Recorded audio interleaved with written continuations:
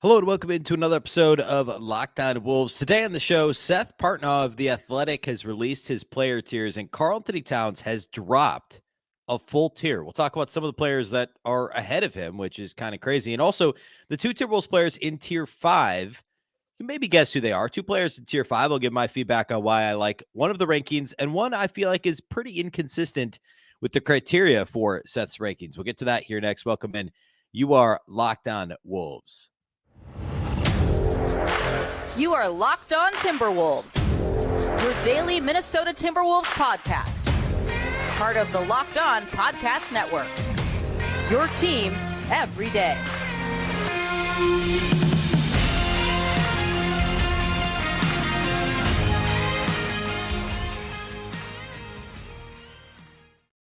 Hello and welcome to the Locked On Wolves podcast, part of the Locked On Podcast Network, your team every day. My name is Ben Beecken. I'm the host of Locked On Wolves. Happy Wednesday, everybody. Happy Hump Day. And a big thank you for making Locked On Wolves your first listen every day. Locked On Wolves is free and available everywhere, including YouTube, as well as all of your favorite audio platforms, wherever you like to listen to podcasts. You can find this show. You can also watch, along with all the other Minnesota podcasts, on both Amazon Fire TV and Roku as part of the Locked On Sports Minnesota app. More great local sports coverage 24/7 for free. Download the app, the Locked On Sports Minnesota app today. Again, that's either Roku or Amazon Fire TV. You can also follow the show on Twitter at Locked On T-Wolves and also at Beecken. That's with two B's, two E's, CKEN. All right. We've been talking a lot of FIBA. We'll get back into that. The USA plays next, I believe, Friday. So a little bit later this week. And today I want to focus on Seth Partnow's tiers. That's what we're going to spend the majority of the show talking about here today. And if you're not familiar, I'll give kind of a brief overview here at the top, as well as the criteria, which is very important. And that's one of the things I'm going to point to quite a bit, is the stated criteria for the exercise. And there's been three Timberwolves ranked in tiers 4 and 5. There's, of course, 3 tiers to go. He's going from 5 to 1. And I want to express my surprise at where Towns ranked. And then also 2 Timberwolves in tier 5 as well. But we'll talk about them actually first. One of them, not a surprise. The other one, I was a little bit surprised he was as low as he was. So let's first talk about the point of the exercise.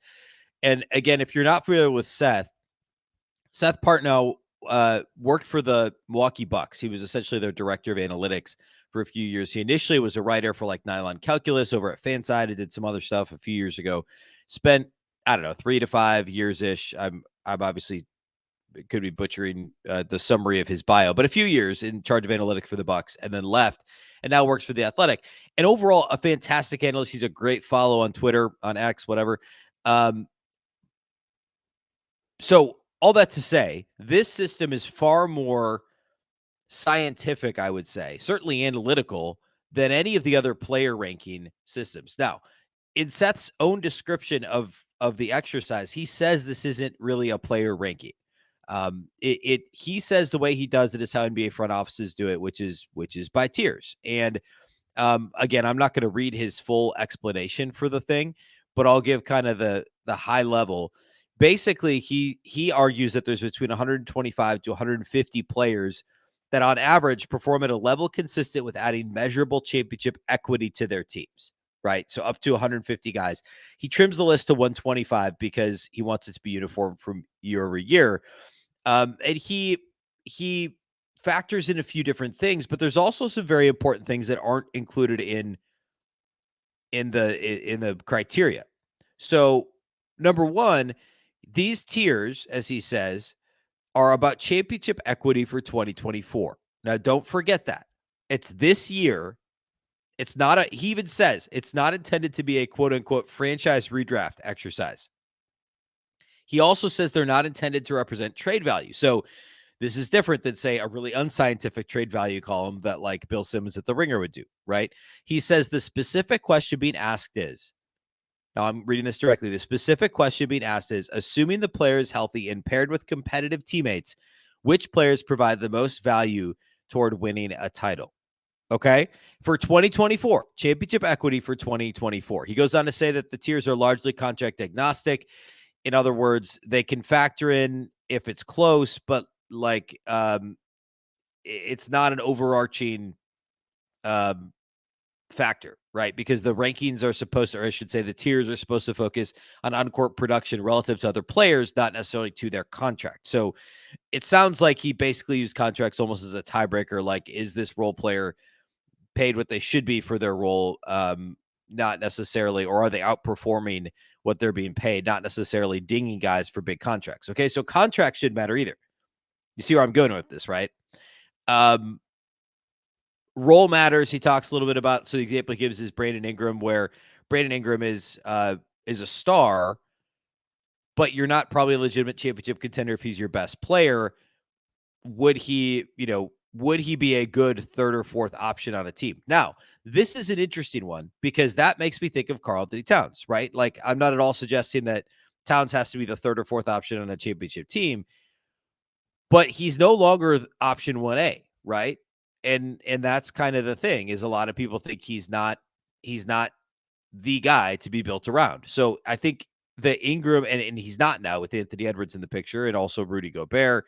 Towns isn't the guy anymore. And so I think that is important to point out in the context of the Brandon Ingram discussion. So he talks about role mattering. Can a player perform well in a reduced role, or do they get overextended in a larger role? He talks about positional skill set mattering. And then this is also important. He says advanced metrics were the starting point, but not the end of the analysis. So he used that plus the context that they played it. So the way he puts it, I'm going to read this directly as well. He says the advanced metrics are not answering the question, how good is this player? Rather, it is how effective was this player in the role and context in which he played. The tiers are meant to be as context independent as possible, so some degree of adjustments up or down for players who are in particularly harsh or unkind situations is appropriate. Okay, so with all that out of the way, let's start with tier 5. Which Timberwolves players were in tier 5 in Seth Partnow's analysis? Well, one, which makes a lot of sense to me, is Mike Conley. I would still argue Mike Conley is one of the best 125 players in the league. You could even argue he's in the top 100. There's a lot of other names in this tier that are pretty similar. D'Angelo Russell, for instance, is in this tier. We had this big discussion last year on the trade deadline. In a vacuum, who's the better player? In a vacuum, I'd still probably say D'Angelo Russell's the better player. But in the terms of fit with the Timberwolves, I don't think there's any question there's not any question. Mike Conley's the better fit, right? Lower usage, better all-around defender, better team defender, more of the veteran leader type. D'Lo had his pros. He certainly had his cons. Mike Conley is better in the areas I said it already, right? Like lower usage, but he's a better catch and shoot 3-point shooter. He's a better team defender. I mean, those reasons alone. But this is a good example, right? Like if in a vacuum, if you had to pick one of these two guys and you didn't know who the rest of your team was, you could pick D'Angelo Russell with a straight face. And these tiers show that, right? They're both in the same tier. There's a bunch of other names, like guys that on its face, or maybe if you were doing this 12 months ago, it'd be surprising they weren't higher, like a Scotty Barnes or Malcolm Brogdon. Klay Thompson has slid all the way to this tier. He calls it tier 5A, but there's no 5B, so we'll just call it 5. There's some guys who I think are going to rise quickly, like Emmanuel Quickly. See what I did there? Cam Johnson, of course, Jakob Poeltl, who's a good example of somebody whose advanced metrics are glowing, but, context really matters, right? And he's not going to get overextended beyond what his role should be. Benedict Mathurin is on here, an exciting rookie from last year. There's a lot of sophomores that are a nice spot. Walker Kessler. So not a lot of guys that aren't surprises in tier 5. And I put Mike Conley in that category. I'm 100% on board with him being ranked where he is. However, there is another Timberwolves player that I'm really surprised is in tier 5. We'll talk about him here next. Today's episode of Locked On Wolves is brought to us by our friends over at FanDuel. Football season is about to kick off. We're week 2 of the preseason, believe it or not. FanDuel is giving you the chance to win all season long. Right now, when you bet on a Super Bowl winner, you can get bonus bets every time that they win in the regular season. That's right. Just pick any team to win the Super Bowl. You'll get bonus bets for every victory once the regular season kicks off. It's a fantastic deal. If you're watching Hard Knocks over on HBO Max, I bet there's going to be the Jets always get a bunch of buzz, right? So the Jets, I'm sure, will be a popular pick there. I don't know about that. The offensive line is suspect. I would hesitate there. The Vikings are in a weak division. I mean, I wouldn't blame you if you want to take a flyer on the Vikings here. It's fun, obviously, to root for your favorite team. It's fun to root for wins in the regular season. Of course, there's also baseball there. Hockey's going to kick off soon. FIBA World Cup later this month. There's plenty. But you can use your bonus bets on spreads, player props, over-unders, and more. Visit FanDuel.com/lockedon and start earning bonus bets with America's #1 sportsbook. That's FanDuel.com/lockedon.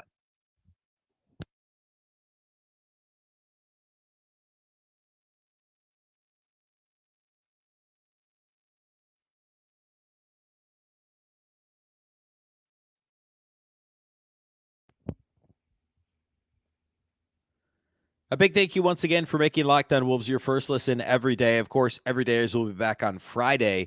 I believe Team USA's game is actually during the day Friday, so I probably won't have that in the show for Friday. But we'll talk a little bit more FIBA, what else is going on with other Wolves players. We'll talk a bit about Cat, the Dominican Republic, and then perhaps there's more player tiers released. We'll have more to discuss there as well. So that'll be Friday's show. But of course, we're Monday, Wednesday, Friday. Currently, we'll be back again Monday of next week. All right, let's continue talking player tiers from Seth Partnow over at The Athletic. And it's time to talk Jaden McDaniels. Jaden McDaniels is in that tier 5. I rattled off a few players from that tier earlier. And, that includes Mike Conley. So here's why I'm surprised he's in tier 5. Jaden McDaniels is a really hard player to peg in a system or in a ranking system, if you will, tier system like this. And here's why. His advanced metrics are not kind. They're not. And it's one of the reasons why the first couple years of his career, I was very measured in my analysis of Jaden McDaniels. I tempered my overall expectations for him because the advanced metrics have never really been kind. He's not a very efficient offensive player, and defensive metrics aren't always super accurate, and they don't always appropriately define the role. They're not very in the weeds, right? It's hard to define with a catch-all. And we've talked this offseason about just how good he was defensively, right? I've spent a lot of time with the B-ball index numbers. We've done plenty of shows on, he's the very best player in the league at navigating ball screens. He's one of the very best perimeter defenders. There's so many metrics that suggest that. There's no question about it.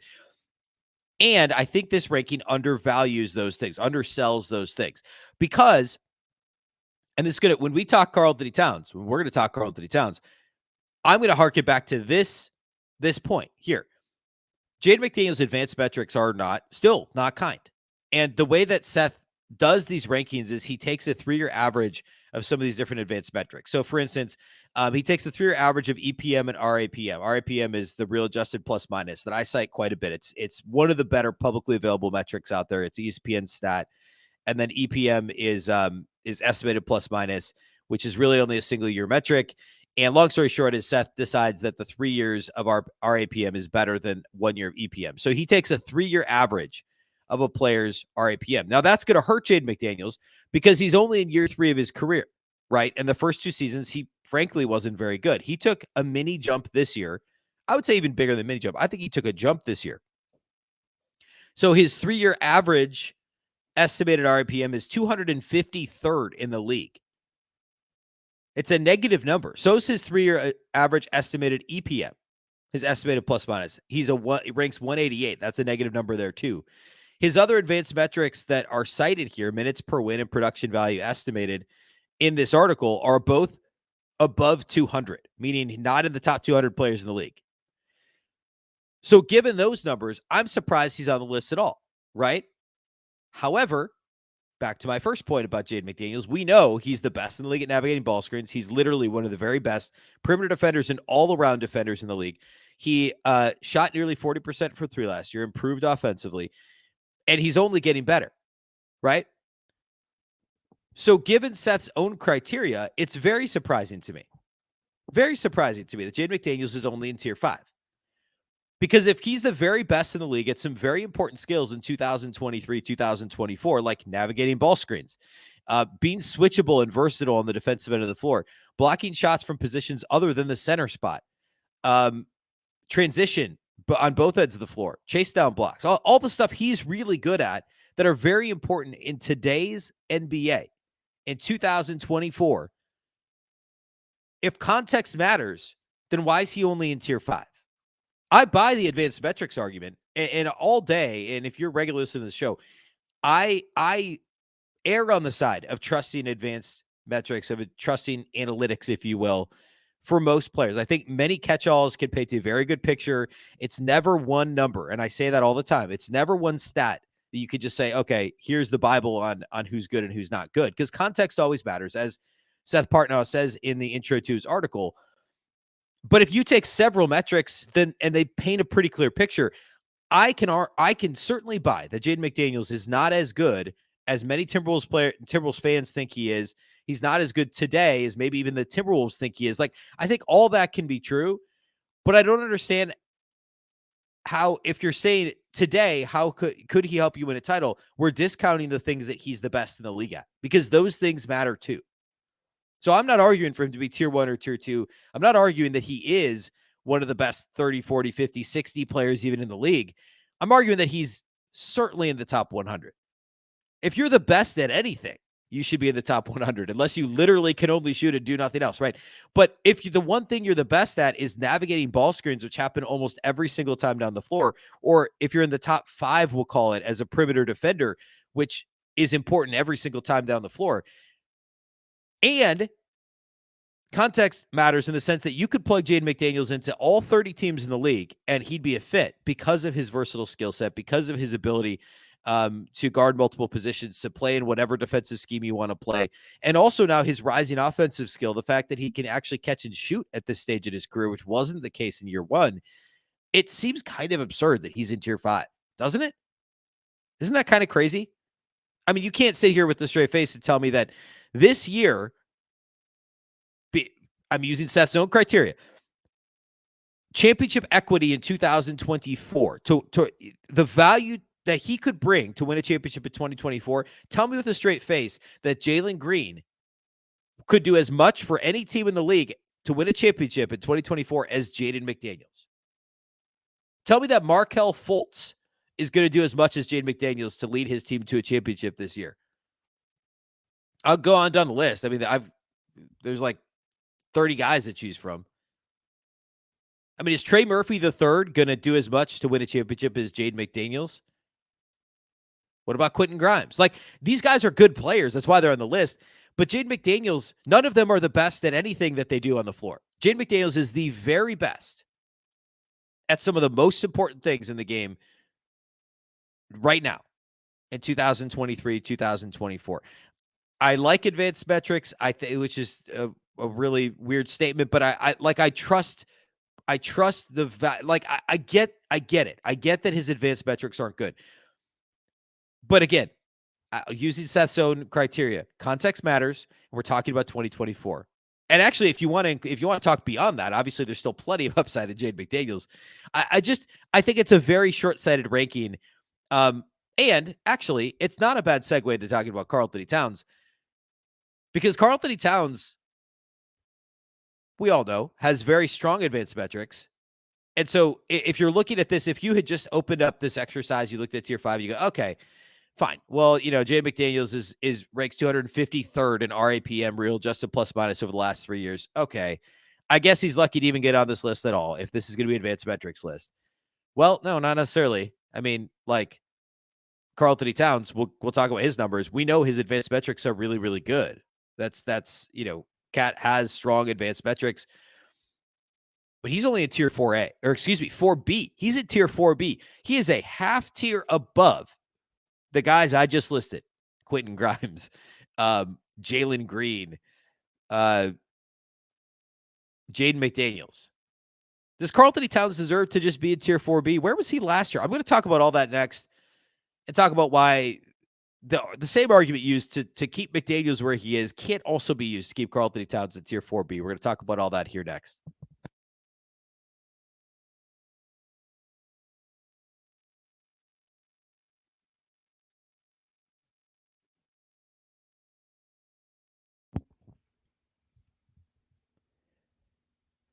All right, Karl-Anthony Towns last season, about a year ago, in the same exercise, was in tier 3C along with Anthony Edwards. Okay, some other names in that tier: CJ McCollum, Jaren Jackson Jr., Klay Thompson, LaMelo Ball, Zion Williamson. So that made a little bit of sense at the time. I thought it was a little low, but I only argued for him to go up a half tier, maybe two. He's been on this slight slide, right? 3 years ago, he was tier 3A, going back to 2020. Then he slid to 3B. Then he slid to 3C. Now he skipped 4A and went all the way down to 4B in Seth Partnow's rankings, which just even saying that, like, I get it from the standpoint that he only played in 29 regular season games last year. But we're talking about the 2024 championship equity. Like, what can he bring towards winning a championship in 2024? And if you want to talk about the advanced stats, we're using a 3-year sample size, right? 3 years for real adjusted plus minus, 3 years for estimated plus minus. And where does Towns rank there? Well, the 3-year RAPM, he's 23rd in the league. He's 25th in minutes per win, 25th in production value estimate, 38th in estimated plus minus, the EPM stat. So those are all really, really, really nice. So why is he in tier 4B? If we want to talk about winning a championship in 2024, and we're not factoring in contract, by the way, which production value estimate still has him 25th. But if we're not factoring in contract, which we're not supposed to, except as perhaps a tiebreaker based on the criteria, then how is he tier 4B? And if we're leaning on the advanced metrics as perhaps we did, apparently we did, to put Jaden McDaniels in tier 5A and put him all the way down there, if that's the reason, and we're saying, okay, then why is Towns in tier 4B? Like which criteria really matter the most of all the ones I cited earlier? Like, what are we really leaning on here? I get the positional skill set matters thing, right? Like, and actually he talks about this a little bit in the article. So with each article, there's a small write-up on a handful of players in there. He doesn't talk specifically about Karl-Anthony Towns very much, but he talks about, how does he classify him? Hang on, I want to make sure I get this right. I lost it. He talks a little bit about basically bigs who don't fit today's big role necessarily very well, if that makes sense, which I said that weird. But essentially, Towns isn't a switchable defender. And teams can only get away with this if their bigs can only get away with having stretch bigs consistently on the floor if they're switchable and flexible defensively. I think he's, frankly, my take on this is he's punishing Towns a little bit for the context of the Wolves roster, because Towns is going to be asked to do something this year, like he was last year when he was on the floor, that isn't super comfortable to him. And that's guard on the perimeter. It's to be versatile, it's to be switchable, because you have the presence of Rudy Gobert. So I think he's being docked. And again, there's not really an explanation here, but he has to be getting docked in part because of his role and the roster around him. Otherwise, this makes no sense. Other players in 4B, Fred VanVleet, Jared Allen, DeJounte Murray, Tyrese Maxey, Miles Turner, Brook Lopez, Julius Randle, Franz Wagner, Nick Claxton, Austin Reeves, Victor Wembanyama, which he talks about how he's never put a rookie on here, but he has to with Wembanyama, excuse me. That's 4B. Now, he does have him ahead of 4C. There is a 4C. So there's a handful of guys there like Zach LaVine, Marcus Smart, DeAndre Ayton, Jeremy Grant, John Collins. So, like, those are good players that he's ranked ahead of. But Bojan Bogdanovic, like, that's another one. He's ranked ahead of all those guys, and he should be. But I'm again going to argue for a half tier, which seems, or I guess a third tier in this case, which I did last year. But, like, Paolo Banchero's ranked in 4A. Like, Paolo Banchero is exciting. I know he won Rookie of the Year. But, like, if we're playing the advanced stats game, like, he was 294 in EPM, 234 in RAPM. That's 200 spots worse than Karl-Anthony Towns. If we're talking 2024, we're not talking contract value, and we're not talking future projection based on or projecting out future production and impact on a championship in 3 years. So why is Banchero a tier or a third tier or whatever? Why is he a 4A and Towns a 4B? I can't understand that one for the life of me. And I know I'm quibbling, and I said this on Twitter on Tuesday. Like, it's very nitpicky and kind of silly, honestly. But you know what's also silly is putting Paolo Banchero ahead of Karl-Anthony Towns on any list of players in 2024. Like, it's just absurd. There's no world There's no world. It's got to be a simple oversight by Seth because, again, Seth does a fantastic job. There's no world in which Paolo Banchero should be on any list ahead of Karl-Anthony Towns in the year of our Lord 2023-2024. It just makes no sense. Other guys in 4A that are slightly ahead of Towns, Porzingis, which is a weird one. Like, why aren't they in the same tier? Especially if you're factored in injury history, which he mentions as a thing that could factor in. Speaking of, like, Robert Williams III is a 4A, really good player, but given his, within his role, he's a really good player, and he's also not on the floor that much, right? So some of these guys that are in 4A, I struggle with it. Like Evan Mobley, I get it. I'm a little surprised he's not higher. You got a bunch of like super role players like Aaron Gordon, Andrew Wiggins. You got rising stuff like Domantas Sabonis being a half tier or third tier ahead of Towns. I know Sabonis was great last year, but guess what? When Towns is healthy, he's also great. Brandon Ingram's also in 4A, a third tier ahead of Towns. Like, why is Brandon Ingram ahead of Karl-Anthony Towns? I really, really struggle with some of these guys in 4A being ahead of Towns. Like, he's an elite shooter. He's one of the best offensive talents in the league. And I don't think the team's going to have to rely on him. Like, I understand the argument that Towns could be overextended defensively because of the presence of Gobert. But we also saw the Wolves try and give him less to do defensively because of the presence of Rudy Gobert, right? You have Jaden McDaniels and Anthony Edwards flying all over on the perimeter. Towns doesn't have to be the drop big like he was in the past, unless he's on the floor as the center with Gobert on the bench. Like, overall, there should be less pressure on Towns. He can be the fifth best defender out of five when you have Anthony Edwards, Jaden McDaniels, Mike Conley, and Rudy Gobert on the floor, right? So this is a whole other conversation, but I'm just saying, like, I'm trying to think of any reason why he should be 4B behind some of these other guys. Like Derek White, nice player. Is he better than Karl-Anthony Towns? Like, do we really think that now?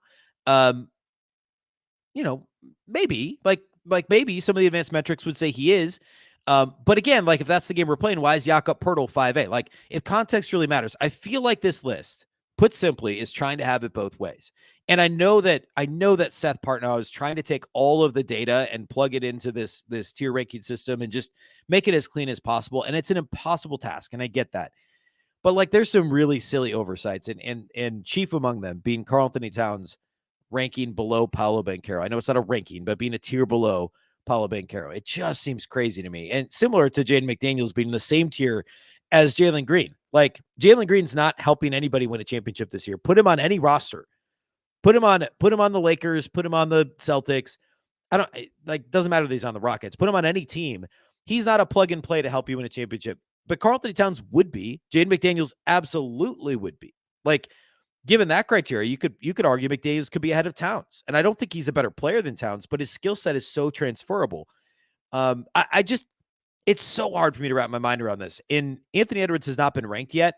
I'm sure he'll be somewhere in the neighborhood of 3 again. I'd be really surprised if he's up in the tier 2.